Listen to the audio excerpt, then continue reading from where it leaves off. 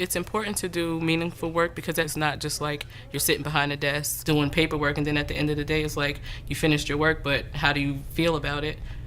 I know that I'm making a difference every day when I come to work, just with the little things from just laughing and joking around and into the big things, just watching them grow and exceed beyond their limitations and helping them live richer and fuller lives.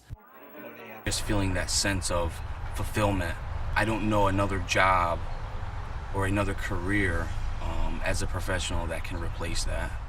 Knowing that you're helping someone and they're like so appreciative of you. They really make you feel good about yourself. But I know that's not it. Feeling wanted is a very good thing, a very special thing.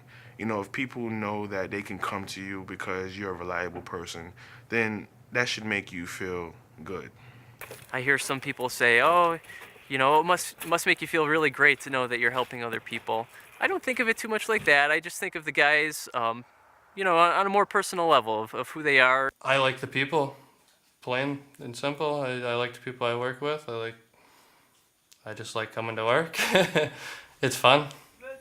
When you go to the home, it's not very routine. You don't know what to expect. There's always something new to do. So it's very exciting. And on the other hand, I would say rewarding. Rewarding because you're helping someone out, you're making a difference. And at the end of the day, I kind of feel like I made a change. It's a tremendous reward to be able to see how your diligence and your effort and your motivation has changed someone's life, as far as something even as simple as teaching them how to buy a Metro card. It lets you help them become more independent, and I think that's one of the greatest feelings in the world. I really enjoy the work that I do, and I really enjoy seeing the smiles on their faces when I feel like we've accomplished something in their lives. It's very important to me personally because I feel good when I help people. I love it when the parents say, oh, you're doing such a good job. Thank you so much. That's more fulfilling than anything, to know you did your best. I think what I'm able to do for them, they do for me in threefold. I love working with the individuals. They depend on me. I depend on them. Their well-being, making sure that they are a part of the community. That's what makes me feel good at the end of the day, to know that I made a difference. It's a real eye-opener, I'll tell you, every day when I come to work. I learn, it's a cliche, but it's so true. I learned at least as much as the individuals I work with learn. It's such a dynamic give and take that it's a terrific opportunity to be a DSP.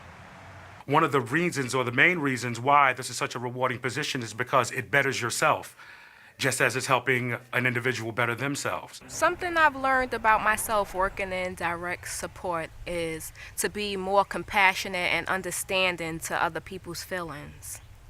There's a lot of personal growth and a lot of self-discovery in this field. You just have to remain open to it.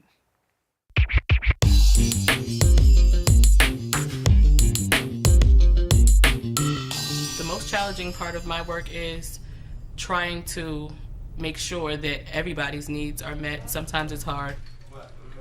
Sometimes you feel like you're doing a lot of juggling. You feel like you can be the chief cook and bottle washer at the same time and responsible for everything. We have to write whatever happened. We document it. So the time it happened, what happened. So it's different paperwork we have to do just to make sure that everything is running smoothly. Safety is pretty important, especially when nobody here can really say when something is wrong with them. We have to feel for them. We have to know when something is wrong with them. As time grew on, you know, I learned to be more patient, more tolerant of everything that went on. And that was something that I definitely had to learn and grasp. He was right in the way. He didn't mean to be in your way. He was sleeping while he was sitting there.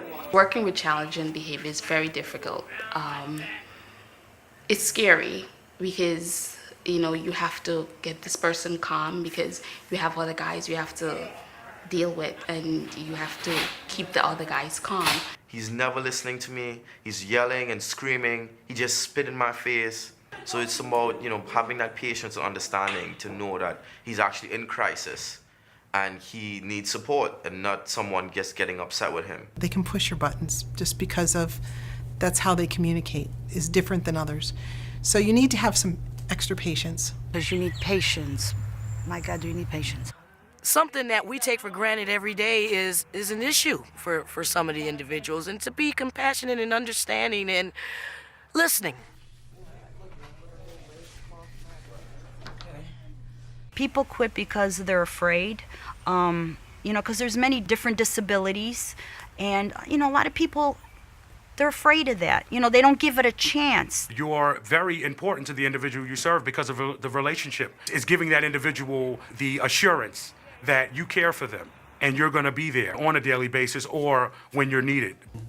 You share life with these guys, so when good things happen, you feel it. We have our bad days just like any family does.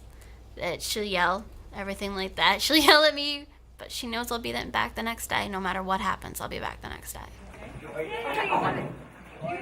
You gotta be very social, very upbeat, very positive. You leave all your negativity at the door.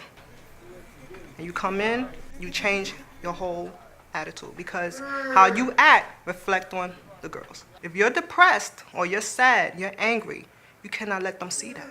I'm here 6-7 days a week, 2-3 weeks straight sometimes.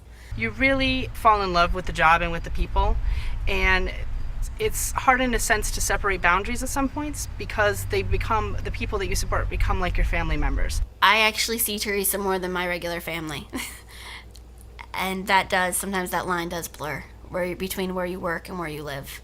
Ready? Good job. It's good relaxing. Honestly, this is not a high-paying job, so this is the challenge which I face. Really think about what you're going to step into. If you have love and compassion, if you're caring, this is a job that you want to be in, because it's not for the money. Because the money's not all that good. If you don't care for the people that you work for, it's going to show when you work. You're not going to perform like you would if it was something that you actually loved and cared about. And if you don't care for people, then you can't take care of people. This type of job is not right for everyone.